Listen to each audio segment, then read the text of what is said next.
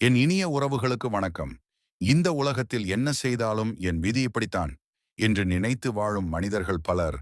ஆனால் விதி எழுதப்பட்ட ஒன்று அல்ல, விதி திருத்தப்படக்கூடிய ஒன்று.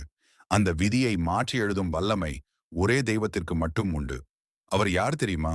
அவர்தான் கந்தன், முருகன், சுப்பிரமணியன். விதி என்பது நம் கடந்த செயல்களின் பலன். கர்மா, எண்ணங்கள், சொற்கள், செயல்கள் இவையெல்லாம் சேர்ந்து நம் வாழ்க்கையை உருவாக்குகிறது. ஆனால் கர்மாவையே மாற்றும் சக்தி உயர்ந்த தெய்வீக அருளால் மட்டுமே சாத்தியம். அந்த அருளின் உருவமே முருகன். முருகனின் கையில் இருக்கும் வேல் ஒரு ஆயுதம் அல்ல, அறியாமையை அழிக்கும் ஞானம், தடைகளை உடைக்கும் சக்தி, கர்ம பந்தங்களை அறுக்கும் தெய்வ ஒளி. வேல் தொடும் இடத்தில் இருள் நீங்கும், பயம் கரையும், விதி மாறும். முருகனிடம் எதையும் கேட்கவே வேண்டாம்.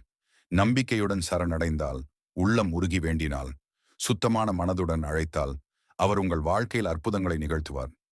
ஓம் சரவண பவ என்ற முருகனின் மந்திரத்தை உச்சரிப்பதால் மனம் சுத்தமாக்கும், நரம்புகளை அமைதிப்படுத்தும், உள்ளே இருக்கும் பயத்தை கரைக்கும். தினமும் 108 முறை இந்த மந்திரத்தை நம்பிக்கையுடன் சொன்னால் உங்கள் எண்ணங்கள் மாறும், செயல்கள் மாறும், விதியும் மாறும். இன்றைய அறிவியல் சொல்கிறது, ஒலி அதிர்வு, மன அலைகள், நம்பிக்கை சக்தி, பிலீஃப் சிஸ்டம் இவை மனித வாழ்க்கையை மாற்றும் சக்தி கொண்டவை என்று.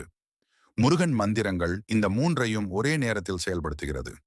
விதி உன் கையில் இல்லை, முருகன் கையில். நாம் எல்லோரும் ஒரு இடத்தில் சிக்கி நிற்போம். தோல்வி, கடன், நோய், மனவேதனை. அந்த நேரத்தில் முருகா என்று அழைத்து பாருங்கள். உங்கள் வாழ்க்கை அன்று தொடங்கும் புதிய விதியுடன். விதியை மாற்றி எழுதும் வல்லமை முருகனுக்கே உண்டு. இந்த வீடியோ உங்கள் மனதை தொட்டிருந்தால் லைக் செய்யுங்கள், ஷேர் செய்யுங்கள். முருகன் பக்தி கான்டென்ட்டுக்கு சப்ஸ்கிரைப் செய்யுங்கள். முருகன் அருள் உங்களுடன் இருக்கட்டும். வெற்றிவேல் முருகனுக்கு அரோகரா.